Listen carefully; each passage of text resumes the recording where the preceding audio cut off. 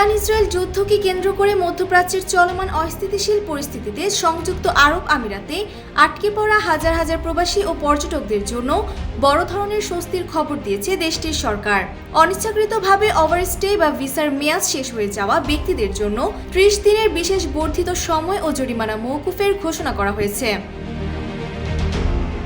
শনিবার আমিরাতের আইসিপি নিশ্চিত করেছে যে যুদ্ধ পরিস্থিতির কারণে যারা নির্দিষ্ট সময়ে দেশ ছাড়তে পারেননি তাদের কোনো প্রকার জরিমানা দিতে হবে না। বিশেষ করে যাদের রেসিডেন্সি ভিসার মেয়াদ শেষ হয়েছে তাদের পুনরায় প্রবেশের বিশেষ অনুমতি দেওয়া হয়েছে। এছাড়া ভিজিট ভিসায় এসে আটকে পড়াদের জন্য অতিরিক্ত 30 দিনের গ্রেস পিরিয়ড ঘোষণা করা হয়েছে। প্রশাসনের এই মানবিক সিদ্ধান্তের ফলে আটকে পড়া বিদেশি নাগরিকরা বিনামূল্যে এক্সিট পারমিট বা দেশ ত্যাগের অনুমতি পাবেন। এর ফলে আকাশপথ সচল হওয়া মাত্রই কোনো আইনি জটিলতা ছাড়াই তারা নিজ দেশে ফিরতে পারবেন। আইসিপি স্পষ্ট করেছেন যে এই সুবিধা মূলত ডিপারচার পারমিটধারী পর্যটক এবং যাদের রেসিডেন্সি পারমিট সম্প্রতি বাতিল হয়েছে তাদের জন্য প্রযোজ্য হবে।